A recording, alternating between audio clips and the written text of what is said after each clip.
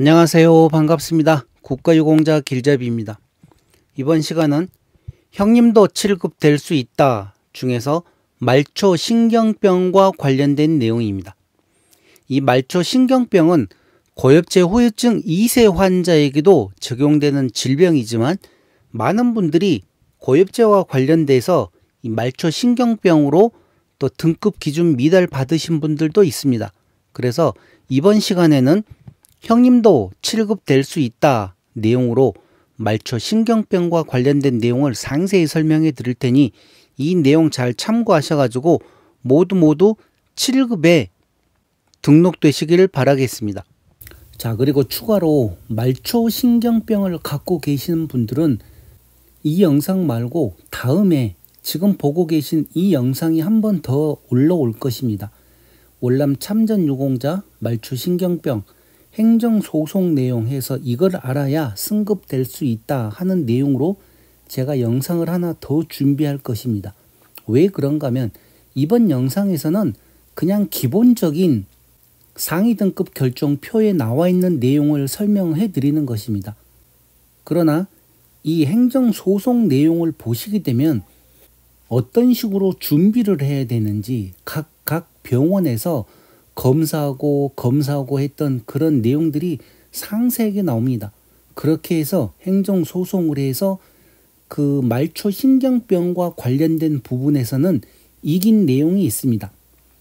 그래서 그 내용을 다시 이번 이 영상으로 해서 설명을 해 드릴 테니 말초 신경병과 관련되신 분들은 며칠 후에 나오는 이 영상을 꼭 참고를 해 보셔야 됩니다. 그러면 본인들이 뭐를 준비를 해야 되는지 정확하게 제가 설명을 해 드리겠습니다. 그러니 이 내용 꼭 참고하시기 바랍니다. 자, 그러면 정확한 내용을 한번 살펴보겠습니다. 말초 신경병으로 해서 2721명은 지금 등급자로 등록되어 있는 분들입니다. 아마 2급부터 7급까지 등록되어 있는 분들이 2721명이고 여기 384명은 등급 기준 미달자입니다. 이 내용은 2024년 3월 말까지 나온 그 현황판 중에서 가져온 자료입니다. 그래서 이 말초 신경병 중에서 어떤 경우에 7급에 해당되는지 지금부터 그 내용 상세하게 살펴보겠습니다. 자, 7급에 해당되는 내용을 알기 위해서는 이 국가유공자 등 예우 및 지원에 관한 법률 시행규칙 별표 4에 신체 부위별 상위 등급의 결정표라는 게 있습니다. 이 내용은 어떤 내용인가 하면 형님들이 아무리 내가 몸에 말초 신경병과 관련해서 질병이 심하다고 해도 그거는 그냥 말로 하는 소리입니다. 말로 하는 소리인데 그래서 이 객관적으로 그러면 도대체 얼마만큼 어디가 아픈지 그 규정이 있습니다. 그런 내용을 갖다가 이 신체 부위별 상위 등급의 결정표에 상세하게 나와 있습니다. 정말 상세하게 나와 있습니다. 그래서 예를 들어 당뇨병 같은 경우도 많은 분들이 지금 계속 등급 기준 미달을 받고 있었는데 그래서 제가 첫 번째로 해드렸죠. 7,000명에 7,800명 등급자보다도 등급 기준 미달 받고 있는 분들이 너무나 많았습니다. 자, 7급 같은 경우 간단하게 수치가 나와 있습니다. 혈중 크레아틴 수치 1.5에서 1.8이면 7급, 1.8 이상 3.0 미만이면 6급 이상, 또 3.0 이상 그러면 5급, 각각 급수별로 그 기준치가 정확하게 정해져 있다 이거죠. 자, 그래서 이 내용을 보는데 이 또 상위 등급 결정표가 너무 오래된 내용 같으면 아무런 의미가 없습니다. 왜? 중간에 자꾸 법이 바뀌니까요. 그런데 이 내용은 2024년 4월 2일 날 새로 개정된 내용입니다. 그러면 그 개정된 내용을 지금부터 조금 더 상세히 한번 살펴보겠습니다. 말초 신경병은 네 번째 정신장애 또는 신경계통의 기능장애에 속합니다. 장애 측정 방법으로 어떤 방법이 있는가 하면 여기 보시게 되면 이제 나중에 뭐 파킨슨병 같은 경우 그런 내용들도 다 또 설명을 해 드려야 됩니다. 왜 그런가 하면 그쪽으로 해서 이번에 고엽제 후유증에서 고엽제 후유증으로 전환되는 비전형 파킨슨증도 있기 때문에 같이 다 또 나중에 한번 설명을 해 드릴 겁니다. 여기에 보시게 되면 6번을 보시게 되면 고엽제로 인한 말초신경병은 전신성 말초신경병을 의미하며 외상성 신경마비나 수근관 증후군에 의한 정중신경 손상과 같은 국소적 신경손상, 신경근병증 등은 제외한다. 그러니까 제가 협심증 설명할 때도 그랬습니다.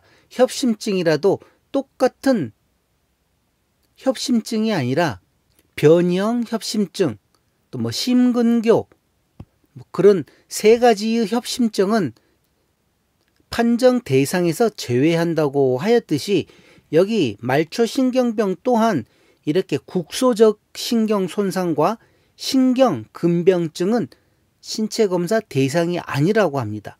그러니 이런 내용도 잘 알고 본인이 만약에 국소적인 부분에서 신경손상이 일어났다. 그런 경우에는 신청해도 등급 기준 판달받을 확률이 있기 때문에 이런 내용도 알고 신청을 하시기 바랍니다. 그러나 무조건 처음부터 신청을 안 할 게 아니죠. 어떻게 될지 모르기 때문에 우선 신청은 해보는데 알고는 계시라는 거죠. 알고는. 자, 그럼 이제 전체적인 내용으로 보면 이게 나오는데, 자, 1급부터 차근차근 있습니다. 1급은 뇌손상이나 척추손상과 관련된 내용이고, 하반신 마비가 2급 쪽에가 있고, 3급에 파킨슨증 이렇게 나와 있죠. 4급에도 파킨슨, 나중에 따로 파킨슨만 관련돼서 설명을 해 드릴 겁니다.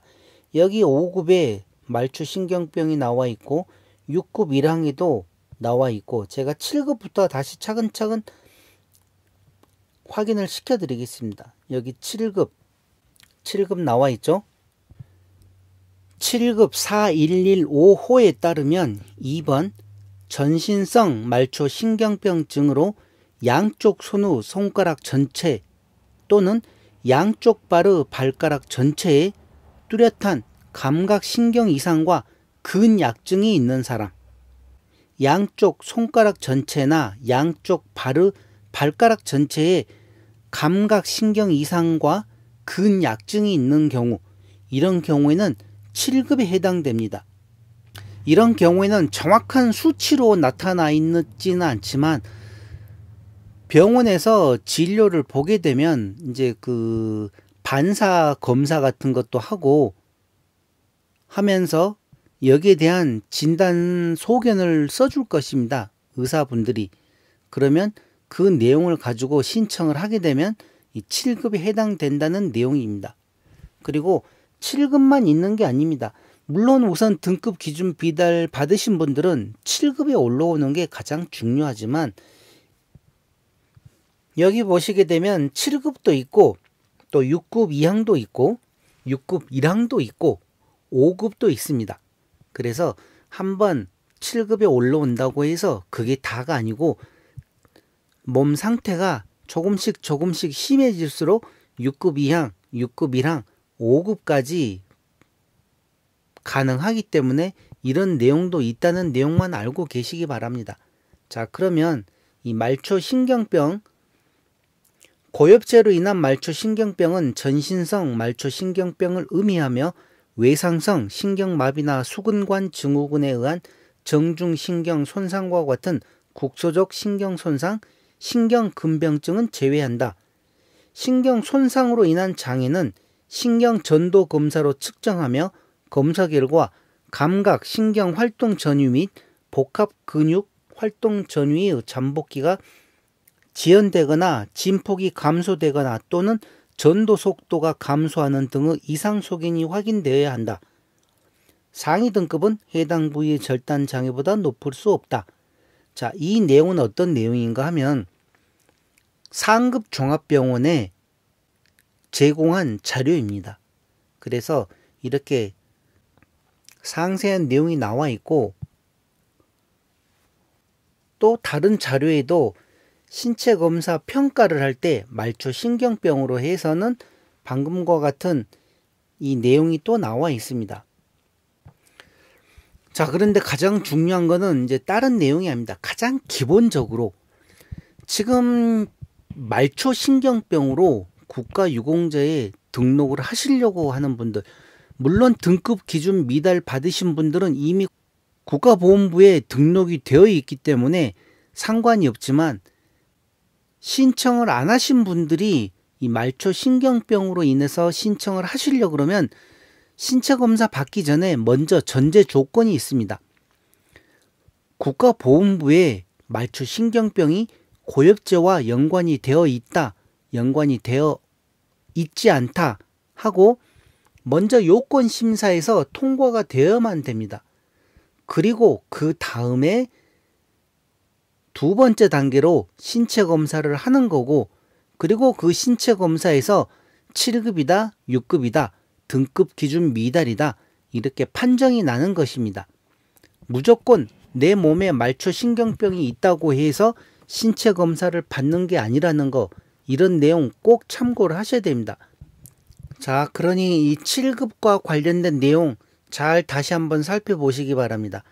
전신성 말초 신경병증으로 양쪽 손 후 손가락 전체 또는 양쪽 발 후 발가락 전체에 뚜렷한 감각 신경 이상과 근약증이 있는 사람, 이런 경우에는 7급에 해당되고, 또 이제 만약에 7급에 계시는 분들이 6급 이항에 해당되기 위해서는 어떤 경우인가 하면 6급 이항 6번을 보시게 되면 전신성 말초 신경병으로 양쪽 손 또는 양쪽 발에 뚜렷한 근위축과 근약증이 있는 사람, 7급과 6급 이항이 말을 보면 비슷비슷한 것 같은데 전혀 다릅니다.